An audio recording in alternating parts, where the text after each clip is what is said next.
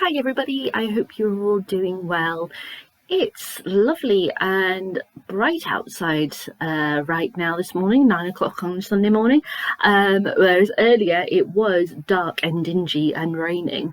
I prefer the rain, if I'm honest, because we've been like nearly a month without any like proper rain. We've had the occasional shower, but not proper rain, so I'm glad that the weather is finally turning to give us some wet weather, which I know for others would seem horrible and everything, but you know, I love the rain. I love curling up under a blanket listening to the rain whilst reading. It's the way that I am.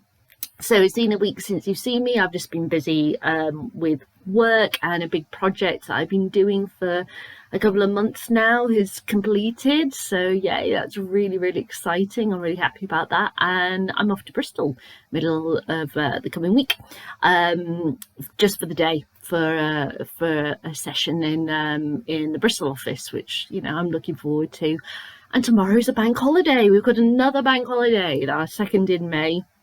The next bank holiday will be August, and then of course Christmas. So yeah, enjoy it while you can, and soon it'll be my week off for my birthday, which sounds absolutely insane that we are nearing June already. Well, we're right on the edge of June at the moment, but yeah, I can't believe my birthday is coming up soon. That is mad. But anyway, enough about that. I'm here to talk about the book I've been reading this week, which is Pure as the Lily by Catherine Cookson. And to be honest, because I've been busy with work and I've been sewing and watching various things, I didn't pick this up until yesterday, and I read like 300 pages of it in a day, and I just sat down and I started reading, and I could not stop reading this book, and I finished off the last like 50 pages or so this morning. So yeah, let's talk about it. So in case you don't know, I've been reading Catherine Cookson's books that I've managed to get hold of, either as you know, presents from relatives and such, or there was this massive bag of Catherine Cookson books that my sister gave to me that she was going to be donating, or gotten from secondhand bookshops and such, and going through them, because I discovered Catherine's the dramas of Catherine's books a couple of years ago. Bought the collection for my birthday because I started watching them, but I didn't have access to all of them on my TV box.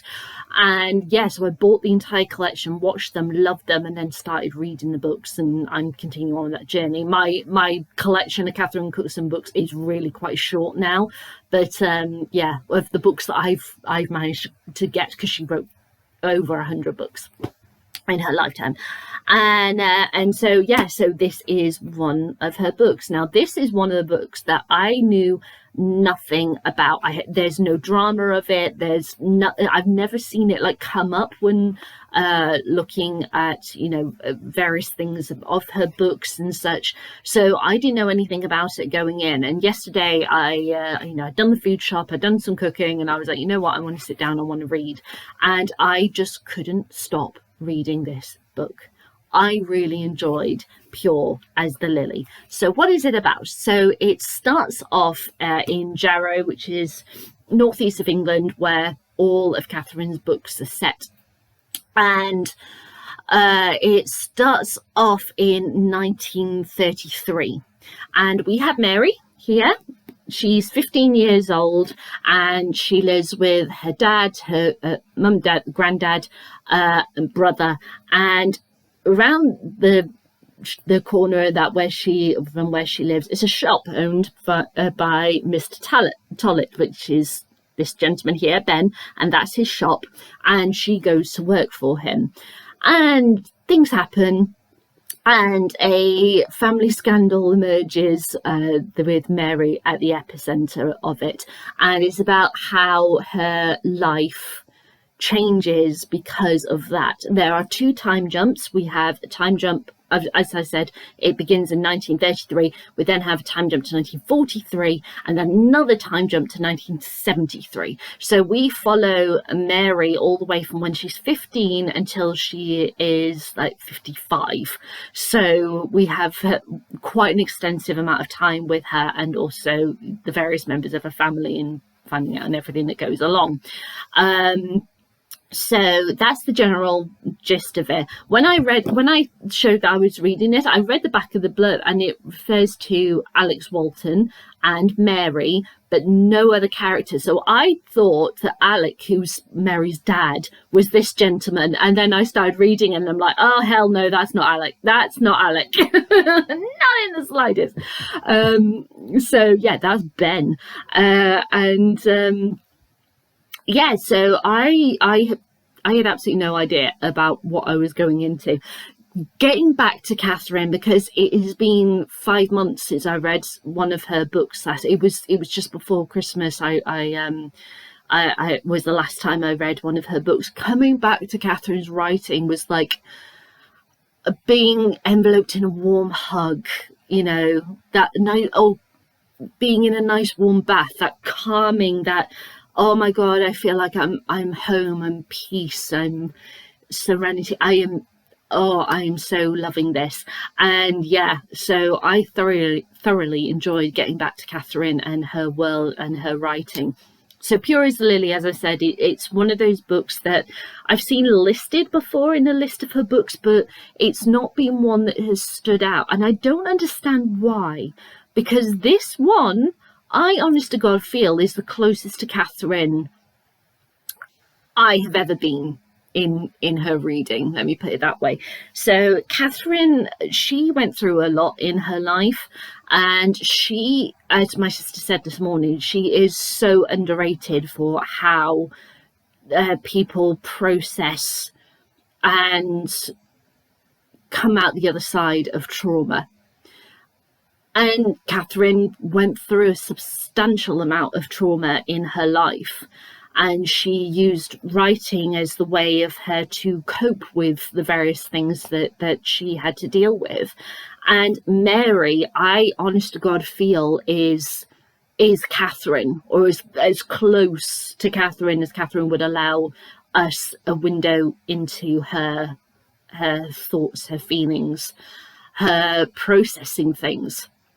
And there is something that is said by Mary right near the end of the book that related to her mother that is so well, is it shocking? No, it's not shocking, because of when you know what has happened with Mary and her mother and everything, it completely makes sense. But what she says, like, this is not a little girl anymore who is may have shied away from saying this stuff. She's holding a mirror up to a family member about her mother and all the shit that she went through because of her, and tells it bluntly without pausing, and just drops all of this truth on this relative and goes, now make me feel sorry for her for what she did to me. And then walks away. And I'm like, hell yeah, I was applauding Mary for doing that. I absolutely loved Mary for doing that. Catherine does two things in this book that she hadn't done in any previous book that I have read. I just want to emphasize that I have read of Catherine so far. I'm not going to say what they are, because they're two massive moments in the plot of this story, so I don't want to spoil whatsoever. But she's never just gone, okay, I've made you love these characters, I've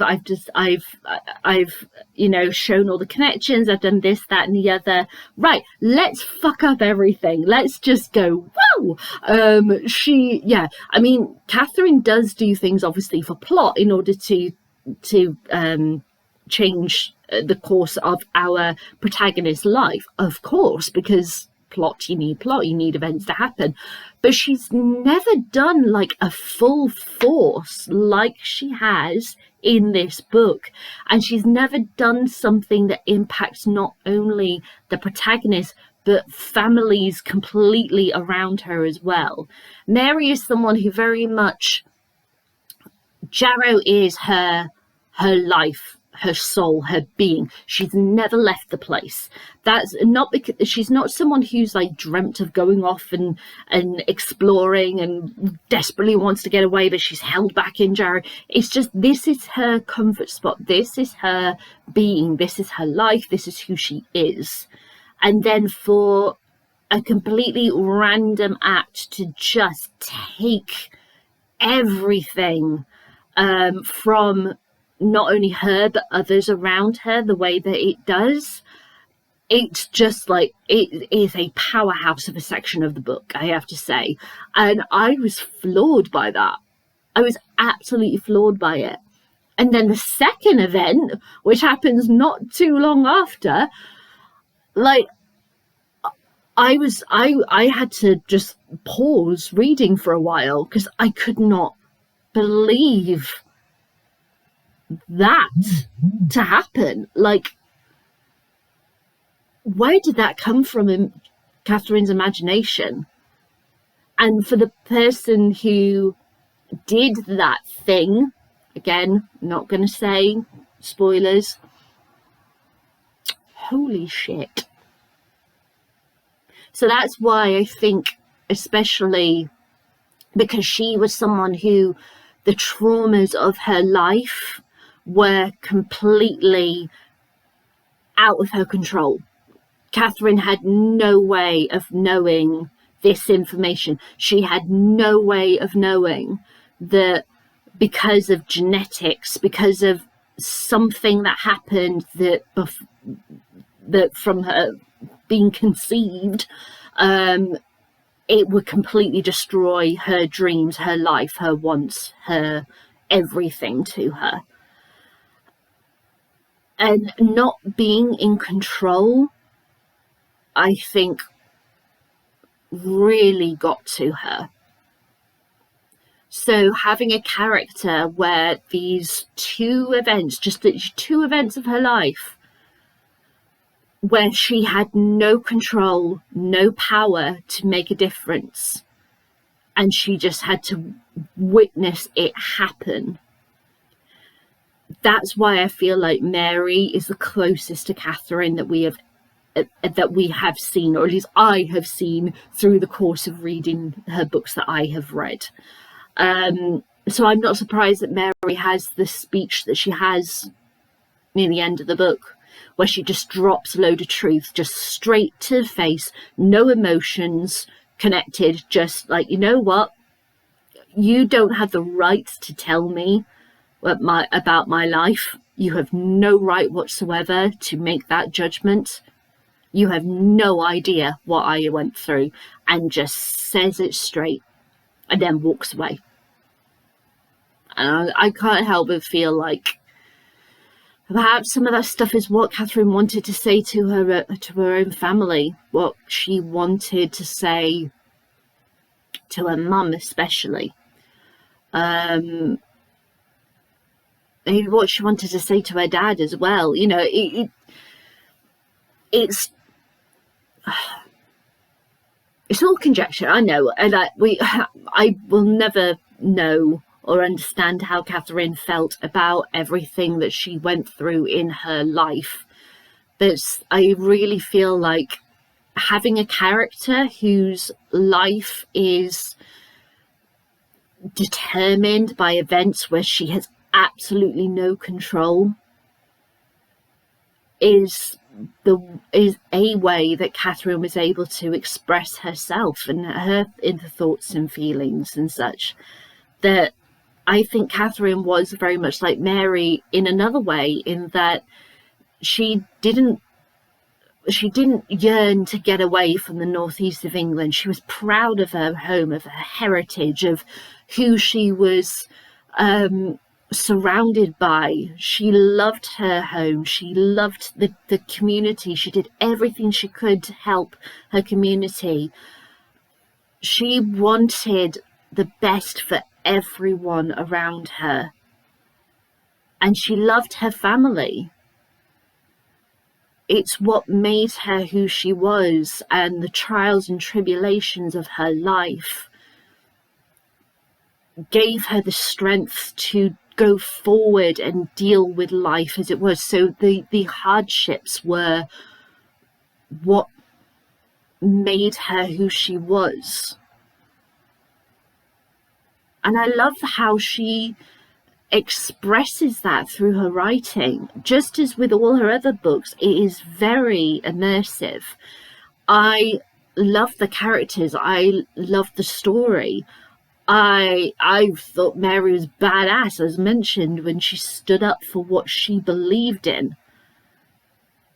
She has morals, she has beliefs, she has so much love for her family. And I love the fact that she never lets go of the loves in her life. Mary goes through a lot of things, again, not going to say because of spoilers, but it's once she knows that everyone is happy, when she knows that everyone has the stability, that she can then go to a new chapter of her life, only then does she open the door to possibility. And the choice that she makes in the end, I was so happy about. I was so happy about. This book, I have to say, I don't understand why it didn't get made into a drama, but maybe it's just because, well, maybe because budget-wise, because of certain things that happen. Again, I'm not going to spoil. Maybe it was felt like it wasn't as good a story as the ones that they did dramatize. I don't know. But either way, I feel like Pure as the Lily is one of her gem books that quite possibly has just been forgotten about, which is sad. It's really bloody sad. And I thoroughly enjoyed this book. Oh, one thing I was going to say, I forgot to mention, is that she structures this quite interestingly in that the 1933 section, we follow Mary. 1943, we start off following Jimmy, her brother, and then when a circumstance with his work means he's brought back home again, it's Mary and Jimmy, and the intertwining stuff that happens in 1943 that just completely reshapes both of their lives drastically. And then we jump to 1973 where we're back with Mary again, but we are also looking at her child and grandchildren and such. So yeah, it's the multiple generation thing. But Mary, even though she is our protagonist, she's not always the protagonist. There's a whole structuring thing with the family and that, which Catherine, I thought was quite interesting for her to play with. She hasn't really done that before that I can think of in books of hers that I've read so far. I just want to emphasize that because, as I said, she wrote well over 100 books and I certainly haven't read all of them. But yeah, there is something special about this story. And do you know what I realised when I finished the book this morning? It reminds me so much of The Cinder Path. I really like The Cinder Path. I think it's a really interesting story. It follows a guy called Charlie and the build up to the First World War and things that happen. Especially Charlie and his relationship with a girl from where he grew up. Not going to reveal any more of that because, again, spoilers, but it very much, this reminded me of The Cinder Path, and I did a little research and discovered that The Cinder Path was written in 1978. This was written in 1972. So I wonder if Pure as the Lily is a stepping stone for The Cinder Path. Or at least, for that relationship. And the way that relationship in The Cinder Path is written the links to Pure as the Lily, there is something there is a connection there. So I love the fact that I can see those connections between her books. There is something about this story, about this book, that I think is quite possibly a forgotten gem of Catherine Cookson's. I just thoroughly enjoyed it. And as I said, I sat down yesterday lunchtime after I'd done the food shop and done some cooking and that, thinking, oh, I'll just read for a few hours, see how I go. And I just didn't move for the rest of the day. I just wanted to just sit and read, and just, it felt so comforting, this book. It was so beautifully written. Yes, there was some really hard shit that Catherine put Mary through in this book, but ultimately love and family and just the joys of life shone through this book. And I love the fact that in other Catherine Cookson books, because of the particular time that it was set, it very much feels like, there were certain roles that a woman had to play. There were certain expectations. But starting this in 1933 and ending at 1973, it's a completely different time. Those expectations from like Victorian times are very different than the 1930s, and especially obviously because with the Second World War coming in, with the war effort and the roles that the women played whilst men were at war and such. It's like there are no rules, there are no societal norms that our female characters have to meet. There is a freedom there that previous female characters in Catherine's books that I've come across haven't had to deal with, or haven't had the ability to have. So I love the fact that Mary was kind of free to do what she wanted to, but at the same time, what she wanted to was just have a good, decent life at home. She wasn't someone who was wanting to go off traveling and be this very independent woman and da. She just loved her home so much that she wanted to stay and just be a good person. And I love that. She doesn't have to be this ambitious woman. She can just be someone who finds the pure value and love of home and want to live that in comfort. And that's wonderful.